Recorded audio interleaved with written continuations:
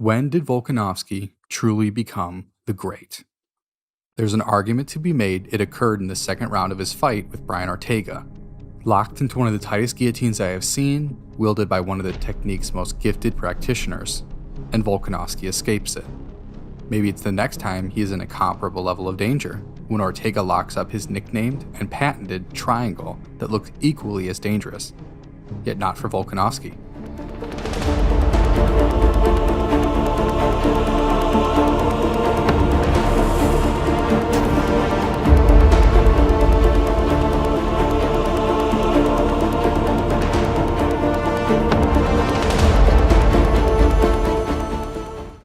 In my opinion, we have to look deeply at one of the greatest MMA trilogies in the sport's young history to find our answer. It makes the most sense to first contextualize Max Holloway. Max Holloway is one of the best pressure strikers in the UFC's history. While he doesn't pack a particularly huge amount of power, he makes up for it in sheer volume and precision.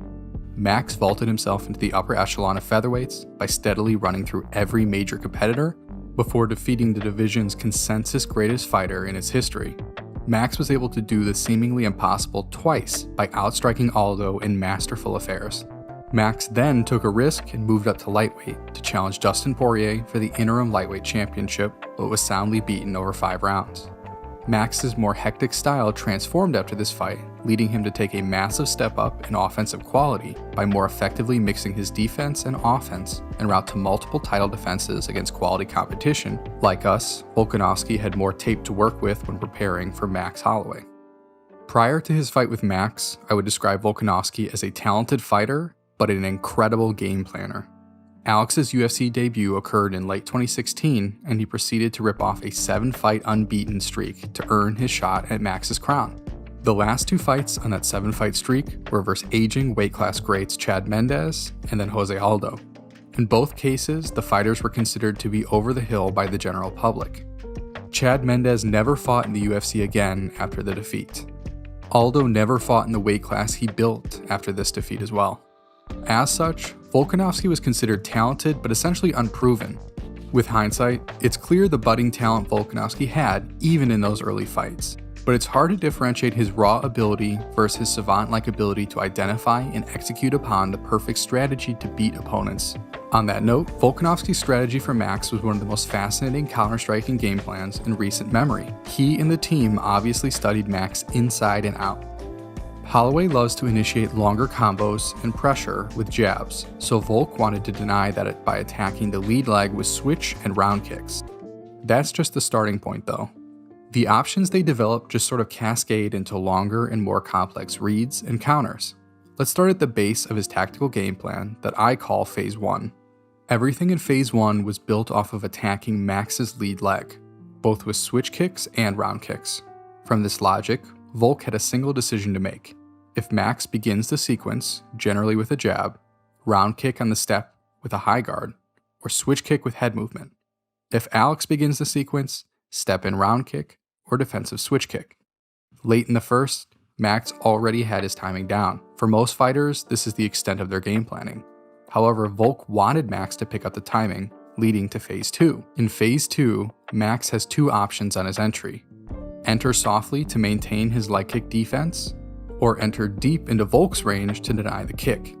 Volk had answers to both. If Max enters softly, calf kick at the end of Volk's kicking range.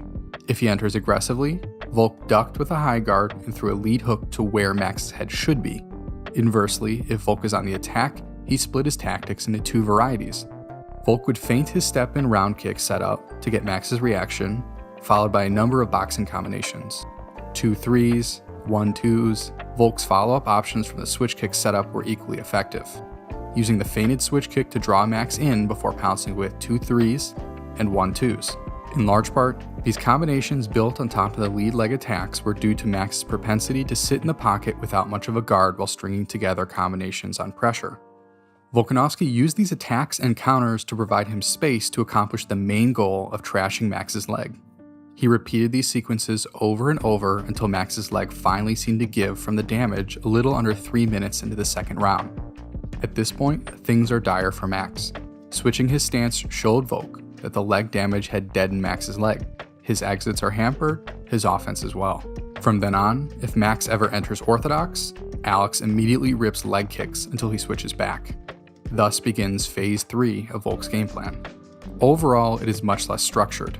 He is mainly looking for openings off Max's mistakes out of southpaw to land consistent damage. The biggest opportunity that Max wasn't able to capitalize much on was when Volk would freeze in stance switches expecting Max to exit. A power jab here would have been deadly. Volk continues this unstructured format for the rest of the fight. The main consistencies were body-head and head-body combinations with alternating hands. Occasionally, he would double up on a target. Overall, though, Volkanovski seemed a bit uncomfortable with what to do. He never seemed to have a consistent weapon that did damage to Max. Overall, he just landed glances at volume. Interestingly, Max went onto Rogan's podcast in the days following the loss and said he took the least amount of damage that he had ever felt in a title fight. Watching for this analysis, I think he is completely correct.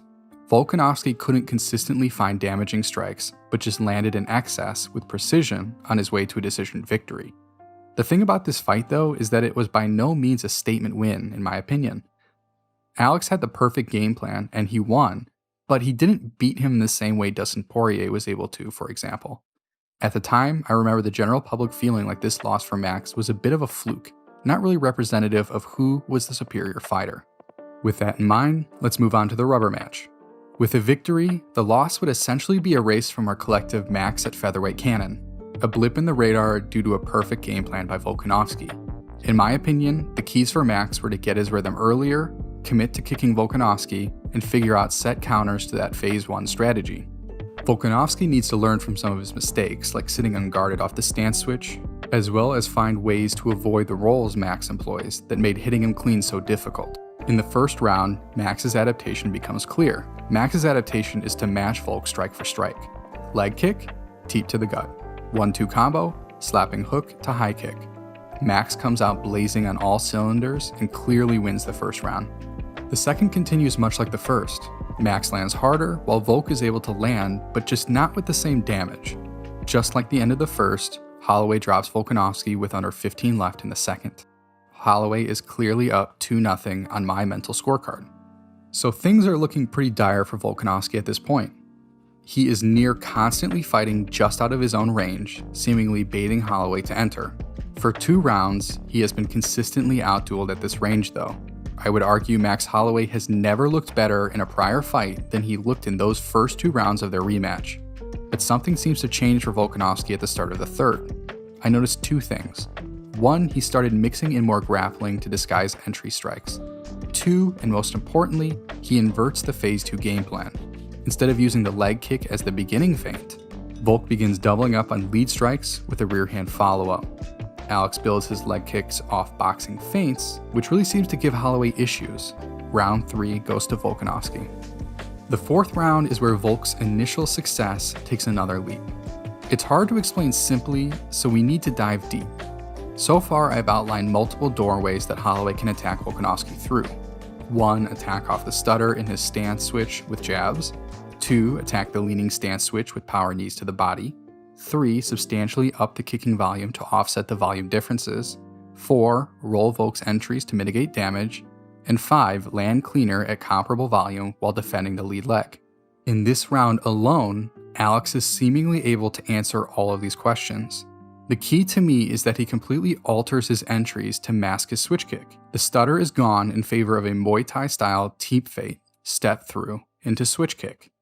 Then Volk begins doubling up on attacks with a single limb. Volk will grab Holloway's lead hand to occupy his eye while switch kicking.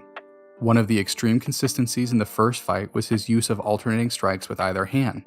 Now he is upping his usage of jab lead hooks, double switch kicks, step through lead hook. In one instance, Volk leads with a switch kick. He uses the plant to punish Max's lead leg with a round kick immediately after. This completely throws off Max's rhythm in my analysis. Volkanovski's adaptation seems to be to commit to a single weapon and just alter the consistency of how he threw it. The near complete elimination of that stance switch combination from the first fight radically alters the entire defensive game plan of Max. Volk's minor adjustments coupled with increased volume flips the script of the fight, tying it headed into the 5th. Now the 5th round was incredibly close. Volkanovski seems to slow and Max seems just a bit fresher. The difference comes in grappling and Volk having a slight edge in damaging lands to my eye. I would not begrudge someone giving this round to Holloway though. I personally think Volkanovski takes it by a hair with a slightly superior striking and superior grappling. But again, controversy. Volkanovski wins a split decision, which bolsters the casual fan's opinion of him as a sort of champ in name only. As I mentioned before, it seems many view this fight, and especially the more viral moments from it, as the dawn of Volkanovski's reign as the Great. Let's take a critical look at this fight to identify what was happening beneath the surface and test the veracity of this claim. The main critique leveled at Ortega after this fight was his inability to effectively mitigate Volkanovski's feints. Ortega reacts poorly to all of them by either backing up or being non-committal, allowing Volkanovski to essentially play with Ortega. Ortega's technical deficiency and striking defense really get magnified in this regard because he is compounding his feint mistakes by leaving himself open to punishment. Dean Thomas does a fantastic job summarizing the first 2 rounds for Volkanovski right at the beginning of the third. Dean, my man, what you got? You know, Volkanovski's getting so much work done because of the feints. Ortega doesn't know when it's coming. He has to be able to disrupt them feints. And the way you do that is assume that it's going to be offense. Just step in and just throw something. Anytime Volkanovski flinches, Ortega needs to step in and throw something. The key concept here is to attack Ortega when he is thinking rather than reacting. But of course, the most famous moment of this fight comes in the form of a near fight-ending guillotine by Ortega. This moment has been played to death in promotion for every Volkanovski fight since, but I want to take a moment to highlight the exceptional training over at Freestyle MMA under the skilled tutelage of Joe Lopez. Joe Lopez and Volkanovski use a training program they call Fight Gone Bad. The idea being to put Volkanovski into what amounts to the worst positions in MMA and training him to escape.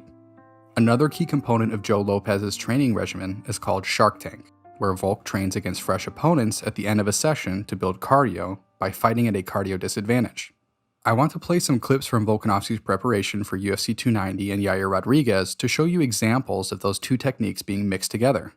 Volkanovski is using IBJJF champion Craig Jones as his grappling Shark Tank / Fight Gone Bad sparring partner, and Israel Adesanya as his striking. Think of it this way. The difficulty for Volkanovski is severely ramped up when he's facing one of the best jiu-jitsu practitioners in the world, then immediately gets up to face one of the best MMA strikers in the world, who is both fresh and nearly a foot taller. This is such a potent training strategy because of situations like the one he found himself in with Ortega. By preparing for these situations, Volkanovski is able to limit his panic and focus entirely on steadily eking himself out of the choke before eventually escaping. Now, not only does he escape, he even reverses the jiu-jitsu ace, leading to a flurry of power ground and pound. This moment is probably Volkanovski's most iconic, but it wasn't even Ortega's primary technique. Ortega is one of the best triangle practitioners in MMA. A little over a minute later, Volkanovski is locked into a near-complete triangle by T-City. Volkanovski is able to steadily eke out space and eventually out-wrestles Ortega. In all honesty, the fight is done at this point. Ortega has expended the last of his energy, but toughs his way through 2 more rounds of near record-breaking punishment. Let's transition to the Korean Zombie fight in order to finish off the in-between fights before the trilogy's completion with Max. The Korean Zombie fight is where the narrative from commentary switches to Volkanovski getting quote-unquote faster. I would argue that this is a misread. He is not faster so much as more efficient. Is that incredibly pedantic? Yes. But I think the point is important to understand in order to truly get what made Volk take this lead. Alex's speed increases aren't due to hitting a speed bag or something like that. They look to me much more like Alex figuring out how to better read defensive rhythms, allowing him to throw at the same speed but with a more rapid execution. So instead of his hands being faster, it's more his reaction time. Again, pedantic, but the point is that other fighters can do this too. Volkanovski is drilling to such an extent that he is able to think more about other things rather than the actual movements of striking, allowing him to read and react faster. His muscle memory takes leaps every fight, and that is the key to his speed. Let's talk the fight. The key to this fight is that jab. Zombie has consistent head movement patterns and is relatively stationary and flat-footed in his stance. This allows Volkanovski to throw jabs while knowing where Zombie will be. This plays into that speed question from earlier. He isn't faster, he just throws earlier than he used to because he knows where Zombie will be before Zombie even knows. This fight becomes a downhill bludgeoning and arguably represents the worst opponent of Volk's title reign. Not a slight to an aging zombie, it happens to everyone. Alex is able to overthrow his strikes because of that foresight of movement, leading to him landing both faster and with more power. At this point, the public is clearly waking up to Alex's greatness. But there is of course a lingering question in all of our minds. What about Max Holloway? Volkanovski never dominantly defeated Holloway in a way that really turned the public's opinion in his favor. It was obvious to all that this third fight with Holloway would be Alex's true test. Was he beating up on technically deficient fighters, or had he really taken the leap? Right off the bat, it is clear Alex is substantially more confident in his style compared to the prior two fights with Max. He isn't as jerky in his movements as he used to be. He commits much more to his movement, showing the confidence in his preparation. Alex very visually shows us this difference in his approach after an exchange in the first minute of the fight. 3 minutes into the fight, Volk lands a combo and begins barking at the commentary booth that he's too fast for Max. It was at this point that it was clear Volk's improvements are for real. Volkanovski is truly the great now. He proceeds to bludgeon Holloway over 5 rounds, clearly separating himself as either the best pound-for-pound fighter in the UFC or a clear second to his rival Islam Makhachev. The question for us is, when did Volkanovski make the leap that he proved was for real in his dominant trilogy closing performance? As I said to begin this video, most seem to identify the Ortega guillotine as the moment, but I would argue against that. To me, it comes in the moments between the 3rd and 4th round of the second Max fight. I want to take a pause here to contextualize my process a bit. I watch these fights in order. While I remember certain things from watching in the past, it's more high level rather than as specific the detail I'm using here. I watch each round, take notes, and then move on to the next round.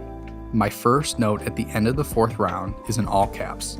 Volkanovski is fucking special. So let's go back to that 4th round and I will show you what I saw. As I had prior stated, I had always considered Volkanovski a talented fighter with a genius ability to plan and execute upon a game plan.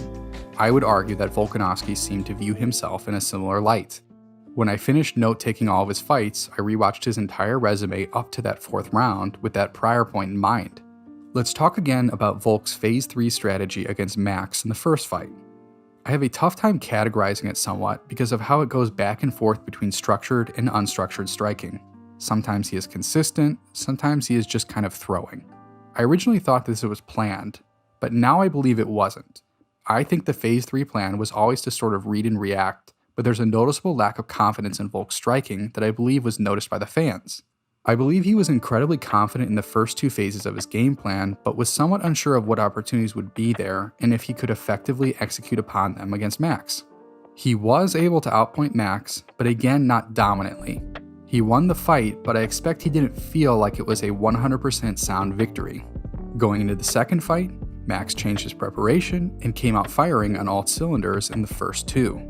Volk was able to mitigate Max's offense in the 3rd, but it wasn't dominant by any means. That 4th round is where Volk began to trust his instincts more in my eyes.